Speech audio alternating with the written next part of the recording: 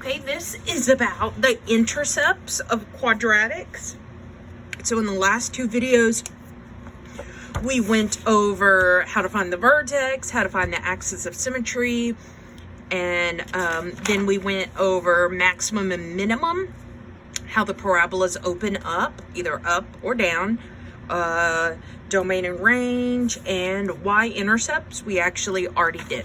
Okay, but then there's another assignment in your homework called 3.1, the intercepts, and I made that because there was not enough x-intercept work in the homework to prepare you for the test that we will take a long time from now.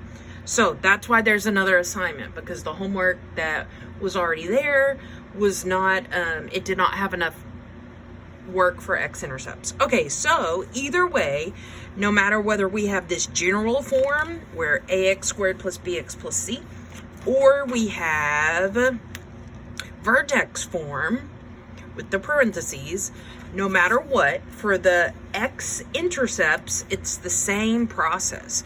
So if you remember, for the y-intercepts, we had to plug 0 in for the x's. The x-intercepts, we have to plug in 0 for the y. But first, let's go ahead and whip out these y-intercepts, where we plug in 0 for the x's. So for my y-intercepts of both of these, I'm going to plug in 0 for my x's. So for this part A, I'm going to have y equals parentheses 0, close parentheses squared, plus 8 parentheses 0 minus 9. So again, wherever the x's were, I just put a 0. And then you can either put this in your calculator or do it in your brain. Either way, we just get y equals -9. But if you remember from our unit on lines, this looks like a side-to-side line. So to show that it's the y-intercept, like a point, we have to show it as a point. So we plugged in a 0 and we got out a -9. So 0, -9. For this sucker on the right, same thing. We're going to plug in a 0. So y equals 3 parentheses 0, close parentheses squared, plus 7 parentheses 0 minus 16. And when I do all this math in the calculator or my brain, I just get -16. So hopefully you found a trick by now. When it's in this general form of ax squared plus bx plus c, the y-intercept turns out to be the c every time. So if our problem does not start with parentheses, our y-intercept is just that last number every time. And the reason that happens is because when we plug in a 0 to anything with an x, if you multiply anything with a 0, it goes away. So that's why only the naked numbers are left, or the constants, as your y-intercept. Okay, my bad. So on this part B, the y-intercept is 0, -16. And I'm not sure how your homework wants this, so either press view an example or try typing in this whole point, then try typing in just the -9, see what it wants. Okay, so for x-intercepts, oh gosh, this is where it gets crazy. Okay, both A and B are in general form. Okay, so for x-intercepts, if I look at my tricks, here's x-intercepts. No matter what form I have, the very first step is to plug in 0 for y or f of x, whichever one you have. And then if it's vertex form, you do this, but we're not there yet. So let's look at this. Standard form, we plug in 0 for y or f of x, either way. And then you either factor, where you do the whole add, multiply thing, or you do the quadratic formula. Either way, you can always do the quadratic formula. Factor only works some of the time. Darn. Okay, and then for my answer, I either have 0 answers, 2 answers, or 1 answers. So 0, 1, or 2 answers that look like number, comma, 0. Okay, so for this first sucker for part A, I'm going to take that y and put a 0. So it's kind of like backwards, what you put the 0 in for. When I found my y-intercept, I put a 0 in for the x. That's backwards. Y-intercept, 0 for x. For the x-intercept, I put a 0 for the y. Get it? That's how I remember it. Okay, anyway. So I put a 0 for the y, and you still get x squared plus 8x minus 9. And on this one, I'm going to try the factor thing. I could do the quadratic formula. Doesn't matter. On this one, I'm just going to whip out the factoring thing. The factoring thing is you have to add to 8 and multiply to this negative 9. So let's see here. The things that multiply to a negative 9 are 3s and 3s, for sure. And maybe my good friend Juan and a 9. Okay. So if I need to add to an 8, this 3 and 3 ain't going to cut it, because that adds to 6. Okay? Or subtracts to 0. Either way, it's not 8. This 1 and 9, these add to 10, but they subtract to some kind of 8. So I need to just mess with my signs. If I remember, the only thing that multiplies to a negative number is a negative and a positive, or a positive and a negative. Those are the only things that multiply to a negative number. So either my pair of numbers is going to be -1 +9, or +1 -9. So which set of these actually adds up to a +8? Well, it's not this second one, because that adds up to a -8.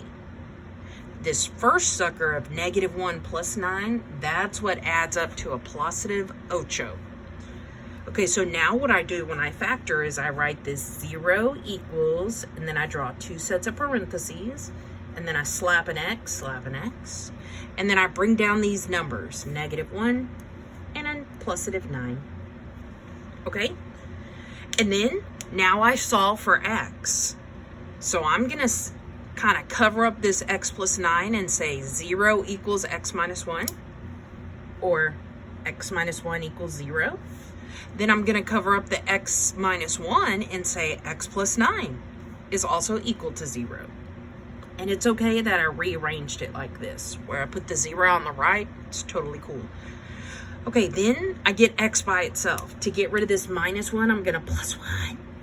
To get rid of this +9, I'm going to -9. Either way, you get X equals +1 and -9. But if we remember back when we were learning about lines, this is a vertical line, X equals 1. To show that it's an x-intercept, we're going to write it as a point, number, comma, 0. So 1, comma, 0, and then this -9, comma, 0. And hey, baby, those are my x-intercepts. And this one, we factored to get this. Okay, let's try this second sucker and instead do the quadratic formula. So we're still going to do x-intercepts. To find the x-intercept, you still put a 0 in for the y. So I'm going to have 0 equals all the same stuff to the right.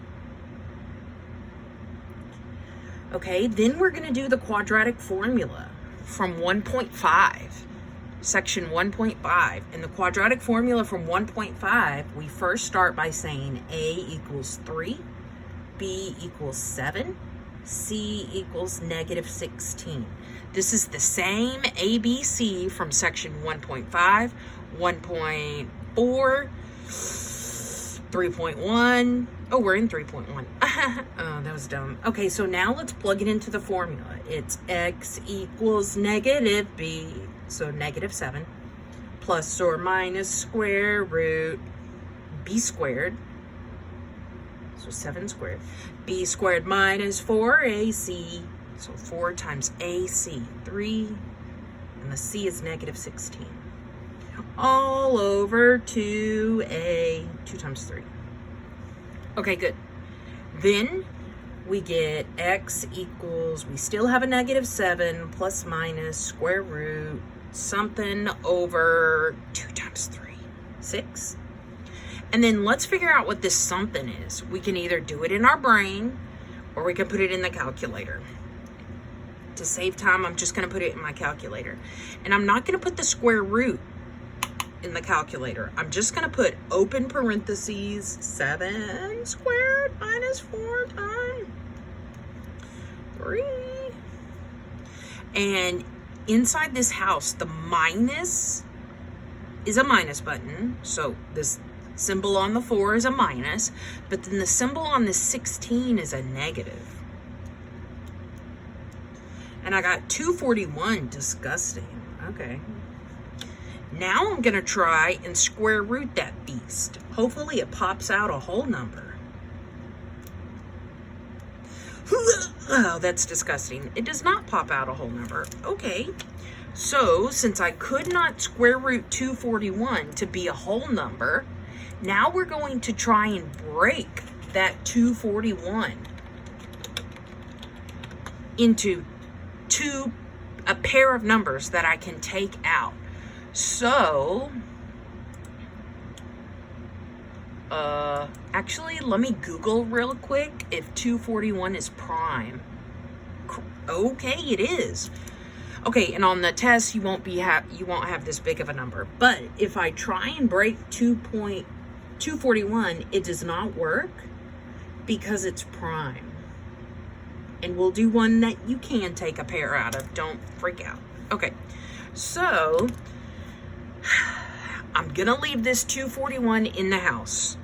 And then if you remember that Mickey Mouse reduce, don't touch it. Well, I can't do that because you can't even reduce 7 and 6. Okay. So the last step is to write it as an ordered pair. Like something, comma 0 and something, comma 0.